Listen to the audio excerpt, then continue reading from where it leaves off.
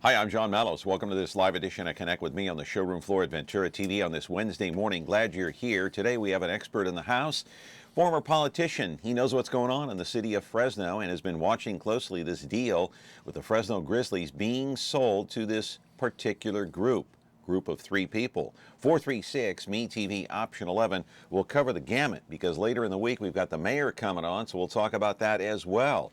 We have an open phone line. Back in a moment with the monologue and then our guest right after this.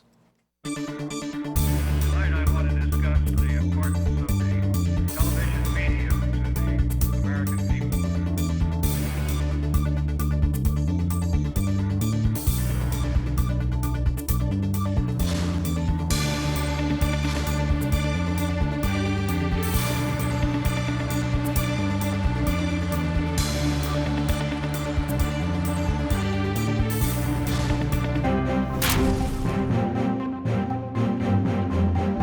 Glad you're here on a Wednesday morning. It's Connect with Me on Me TV Fresno, and it's an open phone line, an open line Wednesday, if you will, 436, and then hit option 11, or Me TV, then option 11.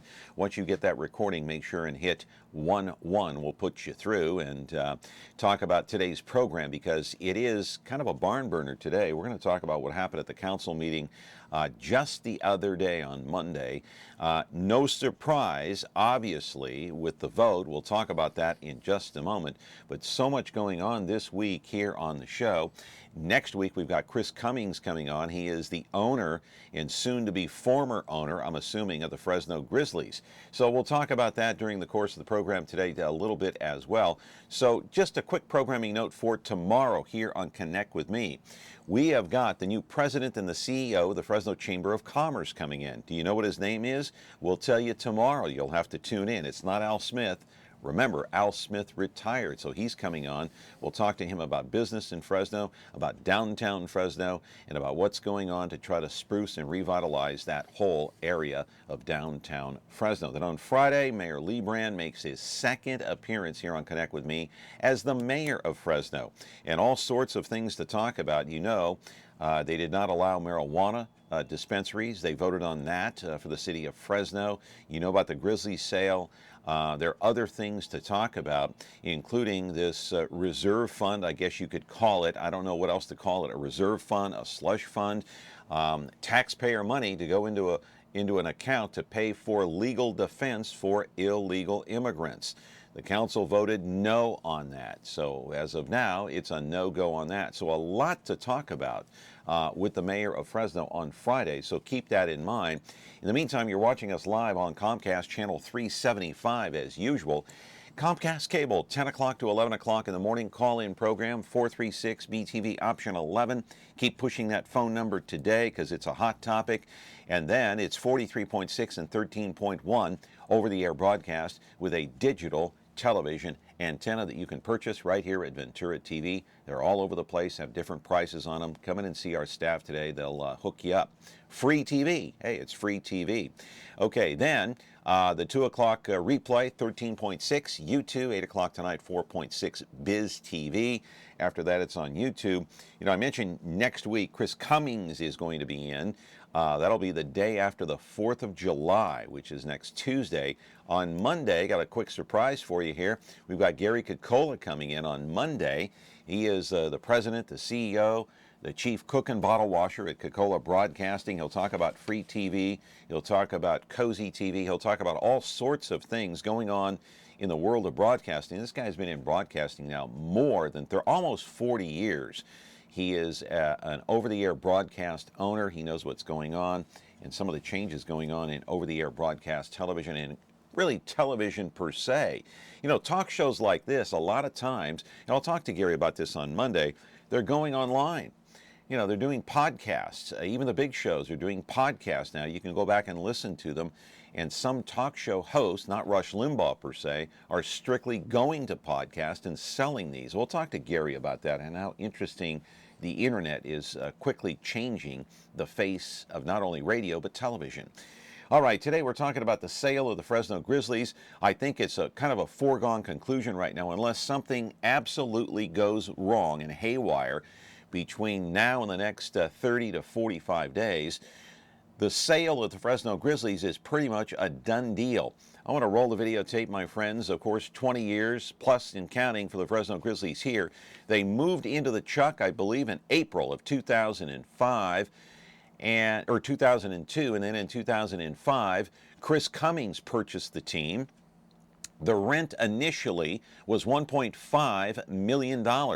They initially renegotiated that down to $750,000 a year. They still couldn't make the payments. And as of now, I believe the Grizzlies owe a little more than $2 million to the city. So now on Monday, they had this vote. It was a 7-0 vote across the board. Every council member voted in favor to approve the new contract between the city and the Fresno Grizzlies. It's an agreement that agrees to pay the city $500,000. So we're going from 1.2 or 1.5 million original deal back in 2002. Fast forward to 2017, Grizzlies are only responsible for paying the city $500,000 in rent. Now keep in mind, the agreement also says that they are going to create a capital reserve fund. $3 million the city will chip in initially. The seller is going to chip in $1.25 million. The buyer $1 million. After that, the city and the owner chip in $300,000 a year. This is for capital improvements to the stadium because we do need revitalization on the stadium. They do need repairs. But here's the interesting thing. On today's program, we're going to talk about the original deal and what some of those terms were. You might be laughing at what you hear today because those original terms with John Carburet and the Diamond Group back in 2002, in this day and age, they don't make sense. By the way, the new owners are, if they buy the team, Ray Michael Baker of Colorado, Ray and Michael, their father and son, Jim Kofus of Southern California.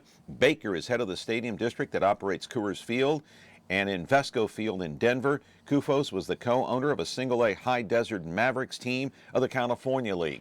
We'll talk about all this during the course of the program today. It is a very interesting scenario. Chris Cummings has wanted to unload this team for the longest time because of all the financial losses. Who's going to take the biggest loss now? Will it be the city or will it be the new owners if it all goes through? Live in our studio right now is Doug Vagim. He is a former supervisor here in the city of Fresno. He is, of course, a man who ran for mayor last year.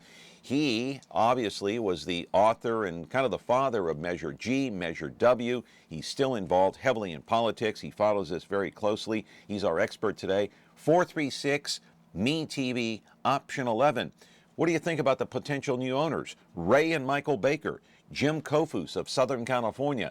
They have ties to baseball and Major League Baseball. And by the way, this sale, potential sale, by the way, has nothing to do with the affiliation of the Houston Astros. That deal is completely separate. That deal is with a Major League Baseball team. And that deal ends at the end of 2018. So we'll see who the Fresno Grizzlies of the Pacific Coast League are going to be affiliated with after that term is up. We have an open phone line. Call in. We'll also talk about downtown Fresno, where the stadium fits in, where the new owners fit in, and all the rest, including Fulton Street. Back in just a moment.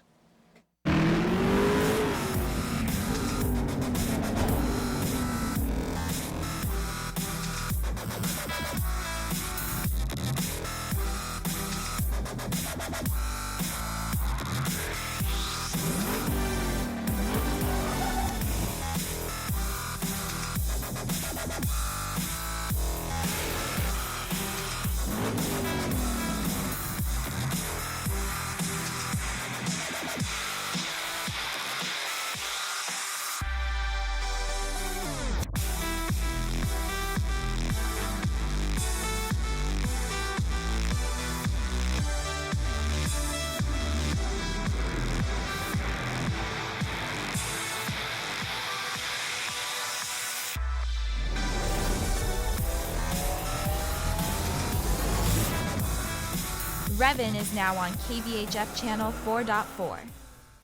Back here on the program, I don't want to rattle off a couple of things before we get to our expert today. What still has to be done? Obviously, on Monday, it was 7-0. They ratified the brand new agreement, $500,000 for the new owners per year. They have this, this fund that's called the Capital Reserve Fund, where the team and the city, they chip in for improvements on the stadium every single year. It's like going to be $300,000. But then there's this little thing called APES, A-P-E-S. I'm going to ask my guest what that means and what that is, because we mentioned that just the other day with George Hostetter and David Taub. We didn't get into it too much, but we did talk about it. Doug Vagim is here. Doug, I want to start with that APES because I rattled off a bunch of things. I want to also talk about what still has to be done. But what is this fee? Does this mean that the average viewer watching at home that's a baseball fan that maybe goes golfing, goes out to play tennis, belongs to a club, are they paying for this Capital Reserve Fund to help pay for the stadium? That fund was set up some years ago to get a little carve out on every ticket or charge fee for playing a round of golf or whatever other place the city has a publicly owned venue in which they have either a concessionaire or they do it themselves, sell tickets to an event, whether it's a convention center or one of our muni golf courses. The stadium has also had this it's called Arts, Parks, Entertainment, and Sports. That's the full name of the acronym. Yeah, here it is. The city is to be paid $1 per ticket, including trade and barter, for an arts, park, entertainment, and sports fee. It's called APES for all tenant-sponsored events. The fees are due quarterly. Is that what you're talking about? But Right. It went up from $1 to what? $3. The week before, on June 22nd, Thursday, during their council budget hearings, they have a series of other issues that they bring up during those hearings that they can put on the agenda to do their business, their regular business. And I think this APES fund was also part of the budget consideration, and I believe part of this consideration in the financing of the city's new obligation to put some capital into the fund themselves on a regular basis. So they raised it to $3 from $1, which means, hey, those of you in the municipal golf world who would like to go and play on our muni courses, you're going to be picking up part of the tab on this stadium deal. Who else will pick up part of the tab? Anybody that buys a ticket at any one of the city-owned venues that has to pay a ticket price or a fee to get in the door for whatever way they do it. So not every citizen will be responsible for this. It's only if you purchase A city-owned venue ticket. that has a concessionaire or has the city itself running the operation. They have compelled themselves and their concessionaires on city-owned facilities to charge this APES fund. And so how much money can be generated through this? Well, do you think? they say it's $400,000 with the $3 ticket. That's a lot of money. Yeah. So that's how the city's going to chip in their part. And I believe that's how they're going to get their money to put into the capital fund. Yeah. $300,000 a year. Right. And so they're getting about 100 now, so they're going to go up to another 300. So that's perfect, right? Balance is just perfect. So if you're playing golf, you're going to be picking up the tab on this. Now, the question will become, it says in the document in which they raised from $1 to $3 that the fund was supposed to stay in the venue and where it was collected, like muni, big muni and little muni they call them, or airways, and then they call that the big muni out on the river, riverside. That's supposed to stay there, but this city is known to move funds all over the place. If you look under the ground line, it looks like an ant farm under there. Are you talking about if you lift the hood? Money is flowing. You're lifting the hood and right. you look at the maze. Right, and I don't. Who's responsible for that maze? Well, is it the city manager? Yeah, city manager, Department of Finance. So that all those folks are supposed to be in charge of watching the funds, but the fact of it is there's no law against them moving funds around as long as they're accounted for where they went and where they came from, okay? And when you look at their annual financial audit, which is done by outside auditors by requirement by state law, the fund for general business operation in the city runs about $250 million upside down, negative. Okay? Every year? Every year. Which means that they're spending money out of obligated funds that belong to something else for something that they don't belong for. Yeah. But the auditors catch that and say, well, you still got to go use that money for what you promised you're going to use that money for. And so they catch it and they deduct it from their ability to have what they call discretionary spending or unencumbered spending. And so what's discretionary spending? What does that mean? You can use that. You can take that money from pot A and use it for pot B. For a while, yeah, but they're going to do. That's called discretionary? No, that's not called discretionary. What is that called? Well, matter of fact, every dollar that the city gets, practically, it has a lot of discretion to it. Unlike a county, which has very deliberate, purposed funds, they have to go to various. So where do they spots. get this discretionary money, and what do they use it for? From their taxes, and then they have an obligation to spend that money towards whatever they committed it for. All right, before I get too much deeper into the finances of this, Carrie, let's roll the monologue B-roll again, because I want to talk about the players and the team. How is this, if at all, going to affect let's get down to brass tacks, down to the ground level here. How is it going to affect the players that you see here? By the way, they won the national championship just, a couple of years ago. Okay, how will it affect the players, the manager, the people, the administrative people that work within the Grizzlies office? How will it affect the baseball fans? They're averaging about 6,500 people a game. Will this have a ground level effect on any of these folks? Well, I think the sale of the team I'm talking about. Well, remember, the team itself is part of a player development contract with Major League Ball, right? Yeah. And so I don't think it's going to affect that at all. Where it's going to have any effect, it's going to have the effect between the ball team itself and the new management. How so? Well, the Major League Ball that puts these players on the field, and basically they're part of their ball team, right? One big giant ball team. Right. They own the players. And what they do, as you know, in Major League Ball, they say you can only have so many players up at top, right? Yeah. And then you got to divvy them down the farm team. And it's up to the major leagues whether or not they want to call them up or keep them up. Right. And how far down they go. Do they go down to single A, double A, or triple A, right? Yeah. And We're not sure if it's going to affect the mascot, but but getting back to how it's going to affect the players, probably little, if any. Right. I think the managements are going to have the ability to make sure that the players understand this is a smooth, seamless change. And I got to credit Mr. Cummings too. The fact of it is, I think he worked as hard as anybody to find these folks, and you got to give him credit for. Yeah, he purchased the team in 2005, right? And then he tried to unload it, or he started to try to unload it, I believe, in 2007 or 8, right? Just like 2 or 3 years later. And really, he put it up for sale. He was looking, but then he put it up for sale, I think, in 2010, 2012. Somewhere in that range. Somewhere in that range, right. Yeah. And then they renegotiated in 13. They renegotiated for the $750 rent a year, right. $750,000. Well, actually, it was still the 15, 1.5. Yeah. But the city bought down that by giving them their expenses. Yeah, whatever expenses they had, they would go up to $500,000. They gave the team credits, I believe, and right. so it did come down to $750. And right. so the biggest loser in all this, is you, the viewer, you, the taxpayer, you, the resident of Fresno, because now that $1 million gap, it was 1.5, now it's down to 500,000. That gap of $1 million, the taxpayer picks it up, right, Doug? That's correct. And no other way to put it. And the city is still going to be putting money out about $3.1 million in this deal. So they're annually. paying the majority. Oh, absolutely. Of the bond. The original big bond, majority of the bond, yeah, absolutely. Which was, I believe, $48.5 million for 30 years. Yeah, about $3.5 million per year on an amortization scale to buy down the note. And that's what it worked out to be over a 30-year period.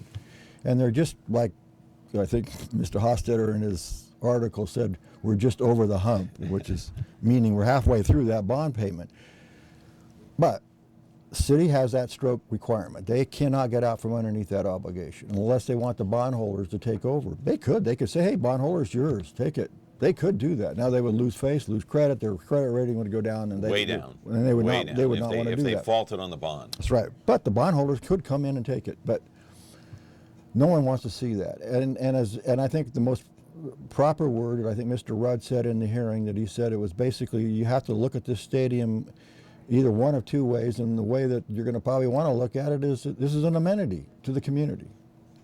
Okay, well, if my wife went to The theater. to one of those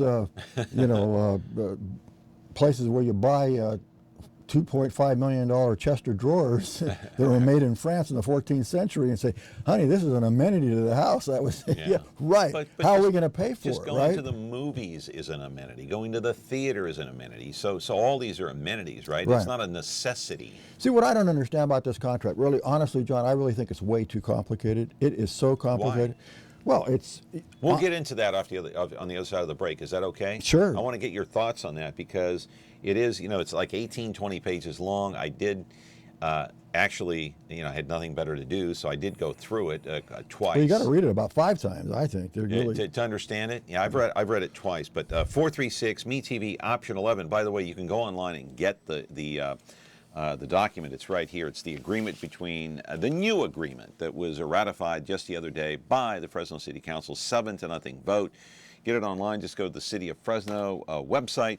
Go on to click on the City Clerks tab, and just look down there for 6/26. That was Monday's date, and you'll look at all the line items that were on there that were discussed during Monday's meeting. 436 MeTV option 11. A lot more to discuss.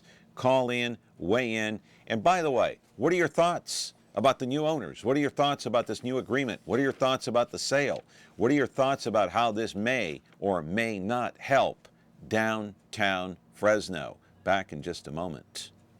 When you like Ventura TV Appliance on Facebook, it's nice. But when you love the Whirlpool appliances we deliver, it's even better.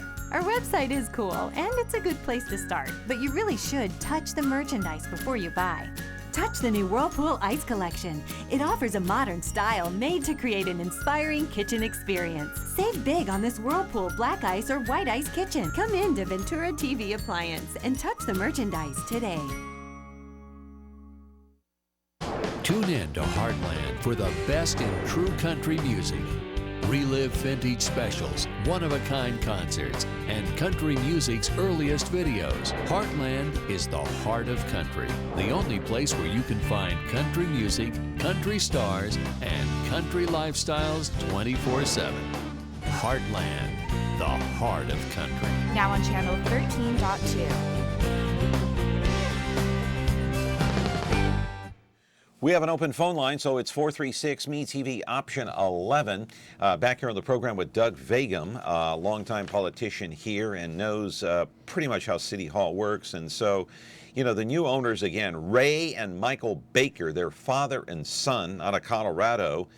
And, Ray Baker is the head of the stadium district that operates Coors Field in Denver. He operates Invesco Field in Denver.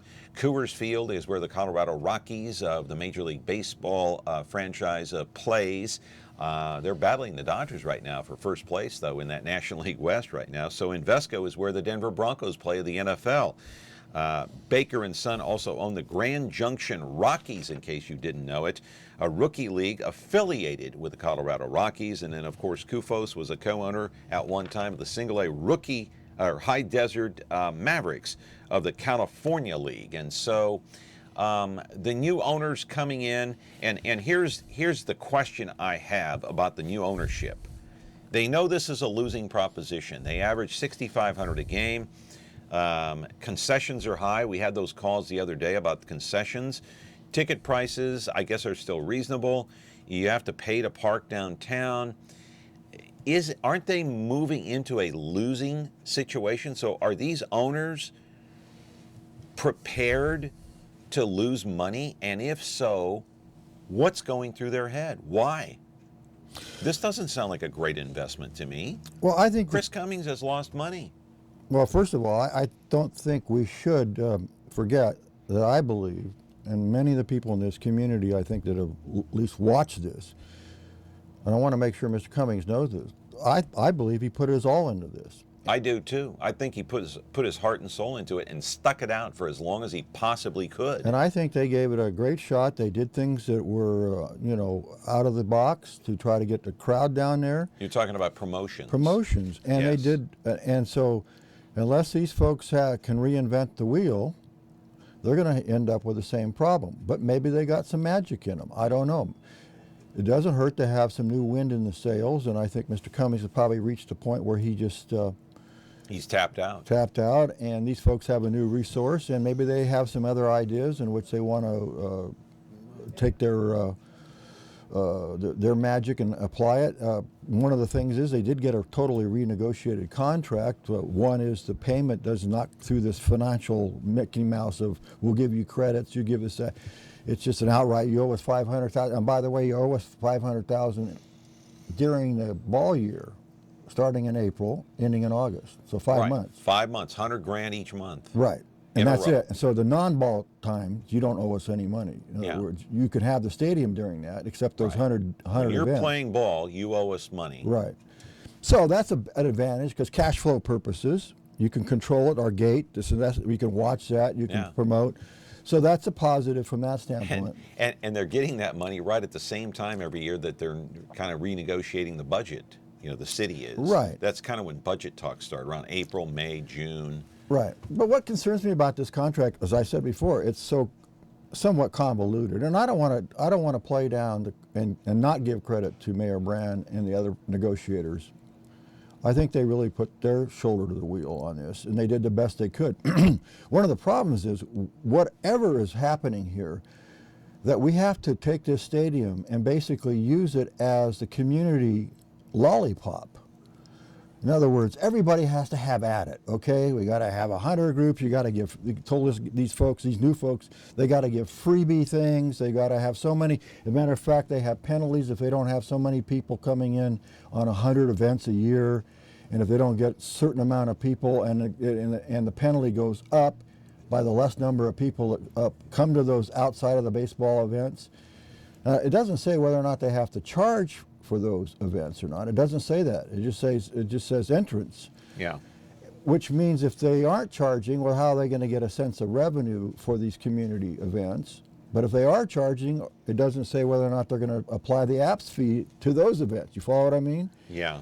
So a lot of things are left unsaid in this contract. Here's the thing, Doug. Here's the thing. There's a lot of convoluted information in this 18-page document. Okay, so the new owners are entering a deal that may not be great financially. They must have a lot of money to just throw away. Chris Cummings, the current owner, obviously, is getting out of the deal gladly, happily. He spent his whole life, the last, 10 years, 12 years, trying to develop and make this team financially successful. He's been unable to do that, and he's probably doing backflips today. The fact that he's got these buyers at hand ready to buy this team, maybe for up to $24 million. That's what they were worth in 2013, so we don't know what they're worth today. The city of Fresno is chipping in the majority of the bill to pay off the bond, which has another 15 years on it, I guess, or a little less than 15 years. So the bottom line is, aside from all this, the team is a loser financially, not on the field. But how does this resonate to the average citizen out there? Because most people probably don't care about this. No, that's for They sure. don't care. So what is going to draw? Let's roll a videotape on the aerial shot of the stadium. I want to know from you, being a longtime resident of Fresno, probably all your life, and you're a former supervisor, you know how politics work. How do you get people to come down here? Because they're going to open up Fulton Street, Doug. But still, they got 6 breweries. Okay, if you don't drink beer, you're not going to go there. What's going to bring people to this stadium? What's the attraction? Do you have to like baseball? It's amazing they fill it up for soccer, not for baseball. They'll fill it up for soccer all the time. And because soccer has an attraction to a demographic in this community that loves soccer, We remember as since the 60s, well, actually about the 70s, 80s, we started introducing soccer more and more in our school playgrounds and stuff like that. So we have a whole generation of soccer players in an American-born Well, what's going environment. what's going to drive people to come into that stadium? I know you got that Terrence Frazier project out there towards center field. Eventually, it's going to be built. What, housing and retail and all that? Yeah, and you have other phases to that project that not necessarily Frazier has a guaranteed lock on it, even though he's got it in his perspective. These folks may be looking at that other phase, which is on the west end of the stadium. I still don't know what the draw is going to be, though. How are you going to get those people in there to fill that stadium? Well, the theory is, and I do believe it, a big part of this theory is the fact that you have this high-speed rail. They're all banking on it's going to be a game changer. It's going to start attracting people. I think that's why you have a lot of these folks buying land down there and banking it and doing various things. Warehouses are buying and converting them into some temporary, whatever you want to call it, think tank areas and stuff like that. They're all waiting to have something just kick and ignite so that all of a sudden they'll be on the edge of the precipice to really get a windfall when high-speed rail brings all this new attractive funding in. However, in the law, high-speed rail doesn't even have to stop here. Did you know that? Is that right? They didn't have to They stop. can just keep going? Keep going. It just has to go through Fresno. That's all So it says. if you come to a high-speed rail junction, let's say, that high-speed rail train does not have to stop. You can just watch it whiz by. Just like you'd watch it whiz by any place along the line, if you're standing in the Fresno station and you don't have enough attraction for them to say it's worth stopping here, in other words, enough ticket buyers, Yeah. it'll just keep Boom, on going. gone. Right. Okay, so here's the deal. I still don't know what is going to be the attraction to get those people in that stadium and come downtown. Do you? I guess that's the $64,000 question. Well, I'm see, not sure. Yeah, I think, John, honestly, this stadium was built at the edge of, at a time when we all remember the old black and white photos of people cramming out of baseball stadiums in the East and the Midwest, and the Giants and Dodgers coming out here, and it was a very, very popular sport. You know, sports has waned a little bit because there's so many other things that people can do. And one of the other issues in Fresno is the fact that we have lovely nights, but sometimes those lovely nights don't become very lovely until about 10 o'clock on, where they get pretty nice cool weather. If we have some nice cool down evenings, like a couple of weeks ago, we didn't. It's stagnant air, 90 degrees at midnight. But so some folks will probably say, and a lot of them are saying, look, why get out and sweat and all that? I'll just go sit in the air condition and all these other things I have to my avail, whether it's the internet or whether it's subscription TV to one of them, you know, Netflix or something like that. Here was the carrot that was dangled back in 2001, 2002, when they were talking about building this stadium. Here's how they were going to generate some revenue. And you sent me that you actually brought up on your computer the original deal with the Diamond Group, multi-purpose stadium. The city controller has developed this project, a stadium, revenues as follows, okay? The rent's going to be $1.5 million paid to the city by the ownership of this team. At the time, it was John Carburet and the Diamond Group. Okay, $1.5 million. We know that's not the case now. It's down to $500,000. They were going to generate money from sales tax, $47,400. They were going to generate room tax money, $46,900. What in the world were they talking about? Room tax from what? I think they anticipated people coming in from out of town and staying overnight after they watched the ball game, that kind of stuff. It was a wild-eyed perspective. As a matter of That fact, never happened. the Price Waterhouse perspective that was done on this, just to show, put some cover over the fact that it wasn't just a ad hoc, wild-eyed, out of a wet paper bag idea. They had Price Waterhouse come in and do their own Well, perspective. who developed these numbers? That's a city controller, but the Price All right. Waterhouse folks had developed a overview of the prospectus on how the possibility would be that this stadium could, on a business plan, make money. But you know, Price Waterhouse refused to sign it as an official Price Waterhouse perspective. All right. So other revenue is going to come from parking, they said back in 2001. Parking revenue generated would be about $620,000 a season. Really? They're not drawing that many people to get $620,000. No, that's really where they banked. They thought they were going to make a lot of funds on the park. They didn't. It didn't happen. It didn't happen. No. All right, let me rattle off some other ones here. City-sponsored events, $50,000. What city-sponsored events are they having there? None that I can think of. What? How many concerts do they have there? Well, that was the concert idea with the stage and everything. Well, now they got the Save Mart Center. I know. I mean, who wants to go out in the summer or in the spring when it's hot I know. and have a concert? And the mayor at the time of that the Save Mart was being built was promoting the Save Mart Center.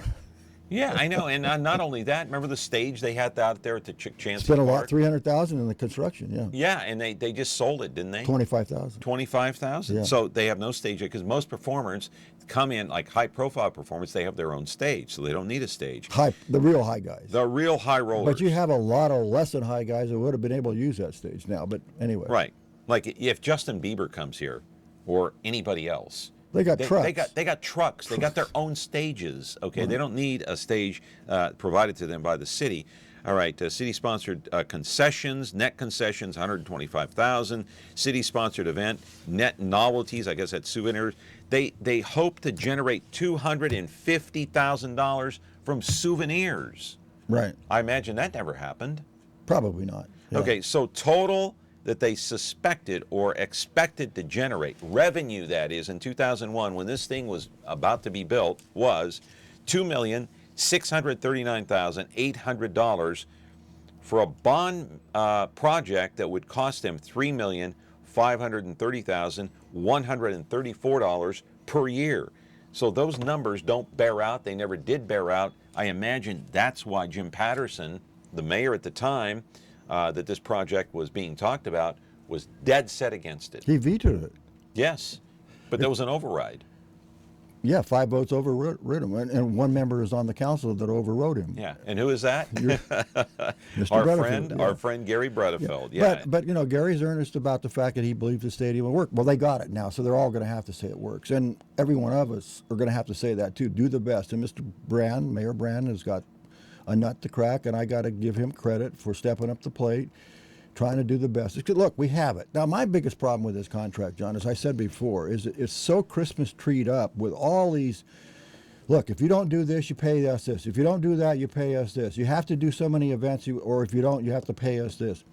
Look, if the city owned a building worth $40 million, office building, and they got a tenant, would they tell that tenant they got to open certain number of office space for a certain number of groups at a certain time of the year? No, but they're telling the Grizzly owners, the new potential They have to do owners, all that stuff. They have to provide 100 events per year. Yeah. Sponsor 100 events. and they How do you sponsor 100 events a year? And they make the deal almost impossible for somebody to succeed, honestly. Now, I don't want Can they do 100 events a year? I don't know, and I just hope the fact that they don't run them off. Remember, this is just a preliminary. All this is we gave the Major League Ball, the PCL, the Pacific Coast League folks, they all wanted some, because the beginning process is, are you going to get your governing body, Yeah. the council, to Yeah. okay the sale of this contract? Or is there going to be more problematic because the owners are going to have to go belly up or broke or file bankruptcy before it happens?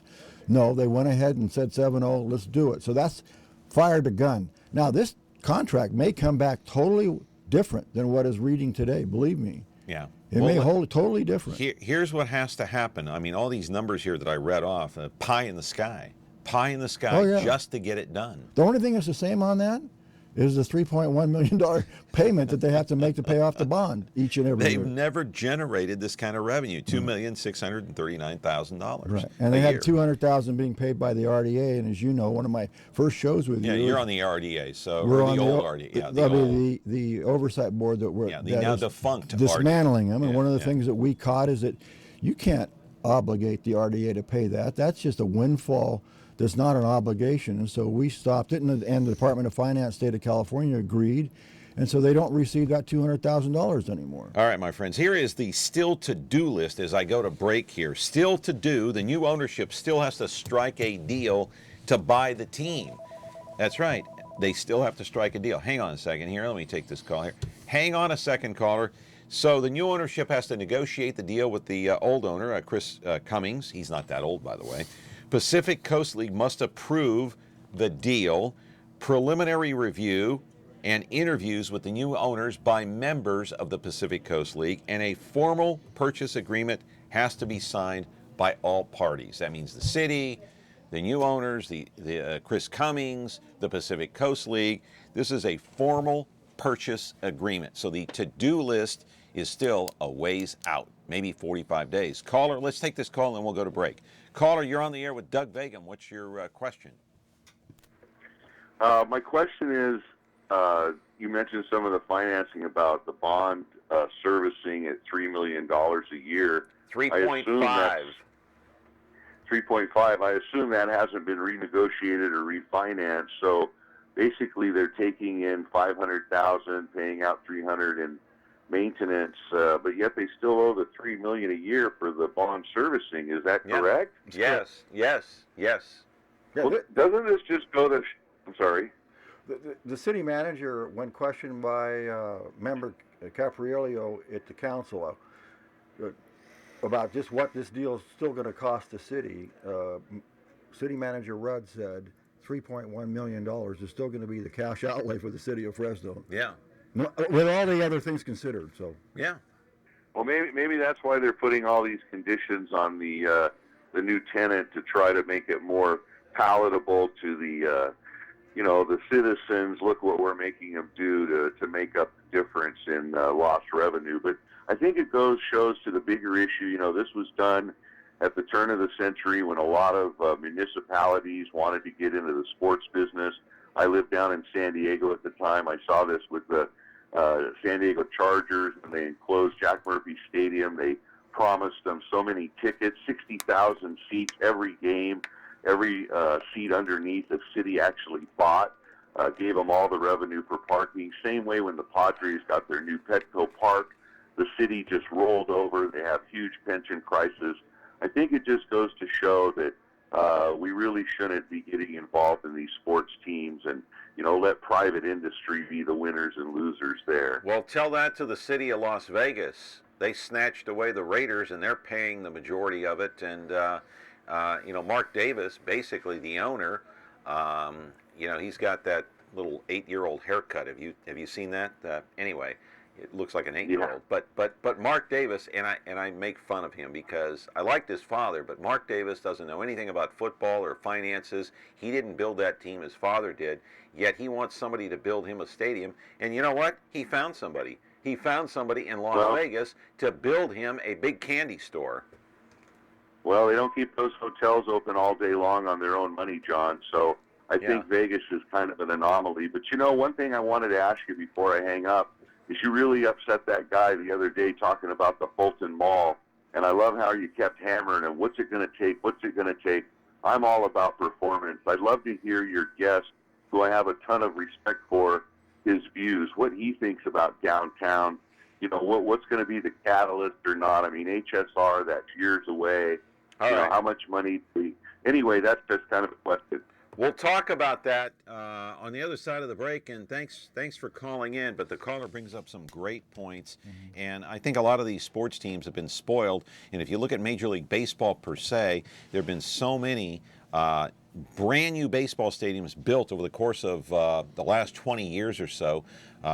Starting in Baltimore when they built their stadium, and now just about every new stadium around the country, AT&T Park, in Pittsburgh, in Cincinnati, they're kind of similar in not only size but the way that they look. It's like years ago when you had all these cities that had that round bowl type stadium, like Candlestick, like Three Rivers Stadium, like Riverfront Stadium in Cincinnati.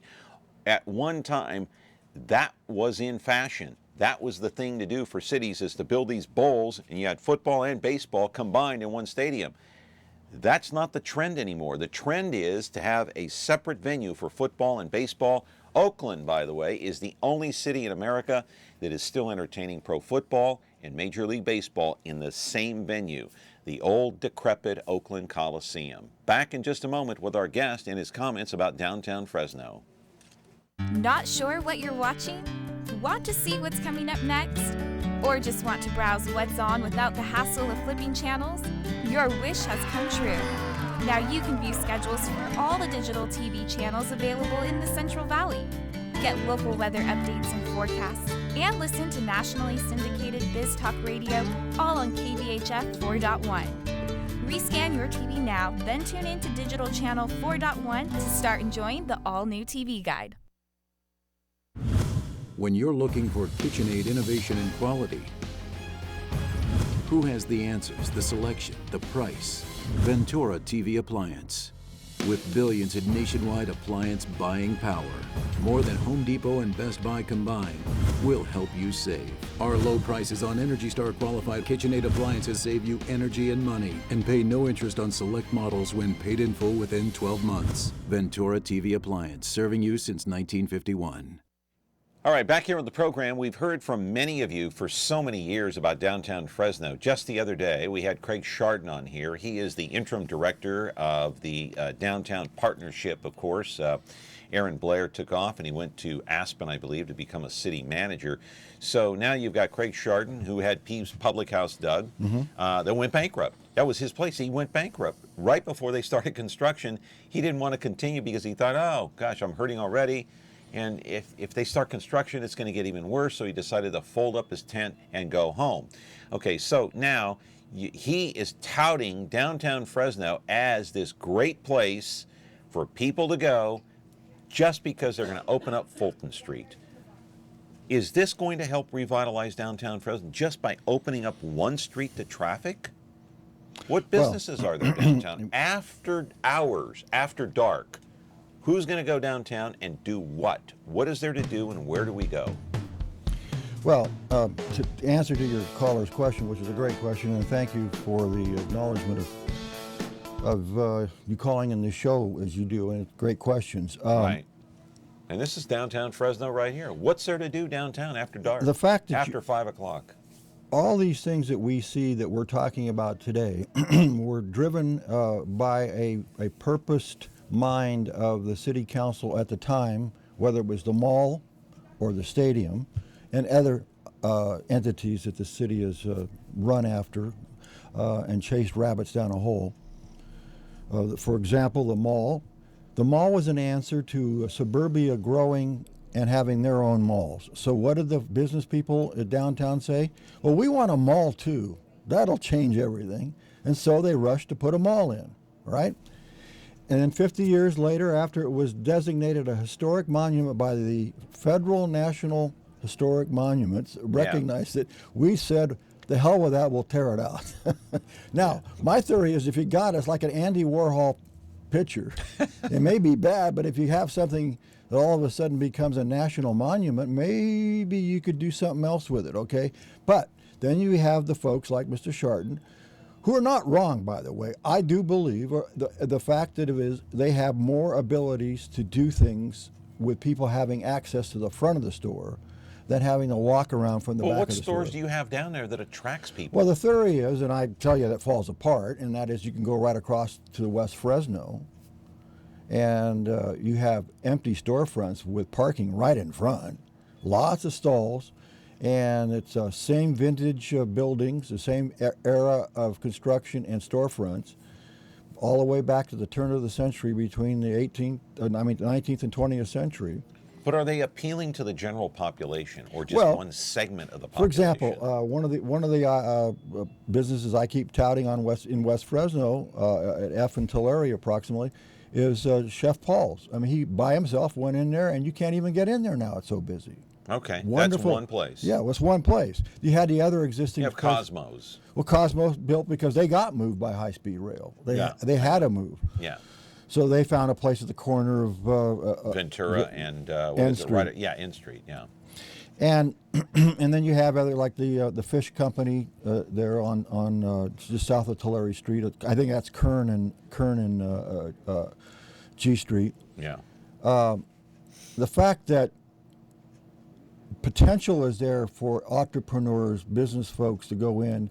I think what the idea behind those that wanted a road in the mall is that access to the front of a store by car It's this day what and age. stores are there to attract the general public to come in from North Well, Fresno? the theory or these is other that they parts? will start coming now because it'll actually be more of a vista from the standpoint of what we're used to versus getting out of our car and walking around, perhaps stepping over somebody that went to sleep that night on the sidewalk, Yeah. all that kind of stuff. You could go drive through the Fulton, like the old Fulton Street used to Yes. be, and perhaps you'll have a turnaround there. But to your question, what is really going to attract them there? Nothing from the stadium or anything else is going to attract them there. Even the Gaslight District, the gentleman called in about San Diego, they had the gas lamp district, which was off of the new baseball stadium. Petco Park. Petco Park. Yeah, you've been there, right? Yeah, You've I've seen been there, and I've been to area where Gaslamp. Petco- Yeah. Yeah, it's very nice. And then you had the Horton Plaza, Yeah. and even that started waning after a while. Okay. But if you go, look, we're comparing Fresno to San Diego. I mean, we can't compare And a that. port and It's- an it's- ocean it's- front and all yes. that stuff, You've right? got the ocean front, you've got that ballpark, and let me tell you something. I've been there, and when you drive around Petco Park, it's as busy as it gets. You have storefronts, you have restaurants, you have shops. You don't see homeless people or people selling drugs per se. It seems safe. There's parking there for the most part, but it's busy. It's a bustling area. It's not like downtown Fresno. And Dennis Hart, our good friend Dennis Hart, who comes on this program on a regular basis, has since 2012, now lives downtown and says after 5 o'clock it's deserted. Deserted. So people go to work downtown. You have empty buildings downtown. You have empty, old, decrepit buildings downtown that people are trying to renovate. And what are they going to do with them? Okay, Amazon's coming here. They're not going downtown. No. Yeah, Bitwise down. So to me, people work downtown. When they get done with their jobs at 4 or 5 o'clock, they leave. Yeah, and most of the workers for the Amazon could be in the other 15 cities in this county and Tulare County. Right. Or Madera County. I mean, they don't have to live in the city of Fresno to work at Amazon, okay? I understand. So whether or not it actually helps the unemployment problem in the city of Fresno is going to be a question. It's going to hopefully, in a valley sense, maybe, uplift our unemployment problem and give us a ability to have more jobs. But speaking to downtown, the stadium, the mall, and the conversion therein, Let's roll the videotape it's still- from Fulton District, and because that street's going to open up here pretty good. I don't know, but there have been so many delays because of rain and everything else, Doug, that I don't know when that's going to open. It was scheduled to open in May, then June. Who knows now? I don't even know if Craig Chardon knows, but there it is right there, the construction, and this has hurt business, the existing businesses downtown Fresno. oh yeah, there's no doubt that hurt. And has who hurt. knows when this is going to open up now? The question will be, who will come after it's open? And Yeah. the old adage, if you build it, it will come. Well, they thought the stadium was going to bring everybody. Yeah. And they try to do a lot of events in conjunction with the stadium, also on the mall with different fiestas and that kind of stuff on the mall, and it had some impact. Yeah. But they're all temporary. They're all ad hoc. I mean, Mr. Chardon thought really out of the box and a lot of stuff he did. I got to give him credit. He put the sand on the street on Van Ness there and closed off Van Ness and had a beach party and that kind of stuff. But getting back to our friend Craig Chardon, who is not coming on this program again, according to him, I'll bet he will, though. I'll bet he will. I'll bet he'll change his mind. He said that before. Mm-hmm. Craig gets hot under the collar and then he cools off and he'll come back. So anyway, he said to me on this program, you saw it, you saw the program, he said in 4 years we'll have 40 new businesses in downtown Fresno. And I hope he's right. I really do. Can hope that be done? It depends. I've 10 seen a year in the For next 4 example, years. where his business had about 4 or 5 operators before him. 2 or 3 with a very similar idea, with a restaurant, with adult beverages and food. Everybody has tried it, okay? Yeah. It was a tough nut to crack. Why? Well, I think they're saying that, well, it's because you just can't get people to come down here because they don't want to park and walk around the back of the store. They don't want to pay to park. Yeah, and pay to park. Now with 110 or 15 spaces, they're going to add to the street. See, this is what you got in downtown Fresno, the old decrepit buildings. Now, what are they doing to these buildings to try to revitalize them, bring new business in? By the way, that's the only building, the old Security Bank building, that has a fascia on all four sides. Yeah. The other ones have artificial fascias in the back part. But anyway, so 10 new businesses a year, according to Craig, once that street opens up. I don't know if that's possible, Doug, but you know, the fact of the matter is, you know, the city needs to generate money. The other day, they obviously voted against the marijuana dispensaries being opened up in downtown Fresno, or in Fresno anywhere within the city limits. Was that a mistake? They could generate a lot of money by opening up these dispensaries around the city of Fresno. Marijuana is now legal in California, and how many millions would that generate? And you know what? They could probably pay off this bond in maybe 4 or 5 years if they open up some of these dispensaries here. I'm just joking, but they could pay off the bond service with no problem, considering how much money they could generate from marijuana. Yeah, but remember, every time you allow everybody to do it, everybody, if they want to do it, will do it if it's working and bringing in money. So you basically, anybody that builds something just outside your city limits or in another city is going to take money away from you. So it's not like you have an exclusive. Plus, I think you're causing yourself more expense to watch this and be on top of it. Isn't marijuana the future in generating revenue for cities? I don't think it is. I mean, why? Just like they thought card rooms were the future of generating money. You remember that? We had a card room. Yeah, but that's a little different, isn't it? I don't think so. It's the same thing. It's the same thing. I mean, it's just You're talking about something you can't do somewhere else. All of a sudden, you're saying we'll do it, and we're going to get money off of it. Are you talking about the card room downtown across from the courthouse? No, I'm talking about card rooms all over this valley and all over this state that were not Indian run like the casinos, but are actually private card rooms. They thought that they were going to make a huge windfall. But marijuana is a big thing. Look at all the money it's generated for other states and other cities. Chowchilla, for example. Yeah, and for every one other entity that puts up a dispensary takes money away from you. So all you're doing, what are you going to, next thing you're going to do is put like Las Vegas lights on it. Come to me, don't go to them. It's unwieldy. All right, we got a minute and a half. Let's get out of this and talk about Fresno Police Department. The mayor wants, he's going to be here Friday.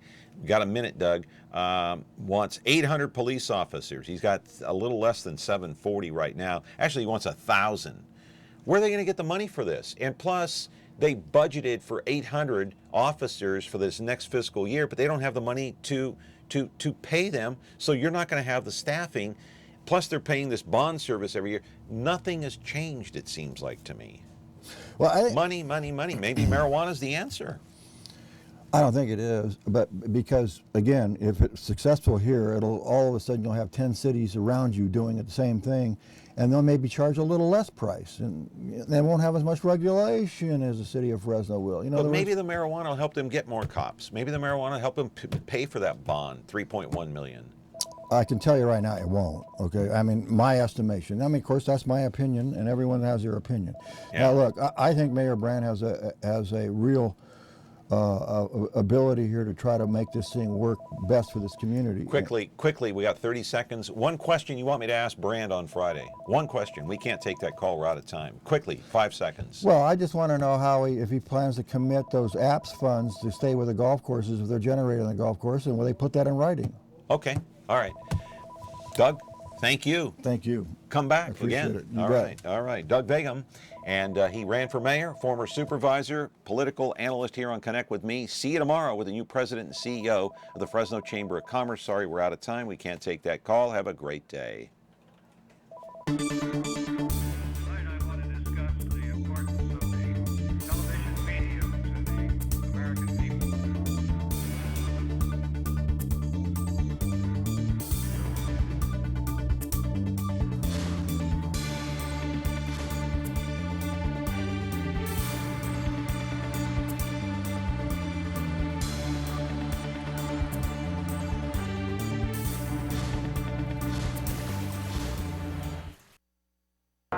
Giddy up with westerns, we've got the best ones. Superhero sci-fi Sven, Grab the popcorn and stay in. Drama's mystery and action. Take a look and see what happens. Carol, Andy, Lucy, MASH. Timeless comedies full of laughs. Hey, that's me. That's me. That's me, Chief. Yeah, me, you gotta see. That's memorable, that's me. Me TV. When you're looking for Whirlpool,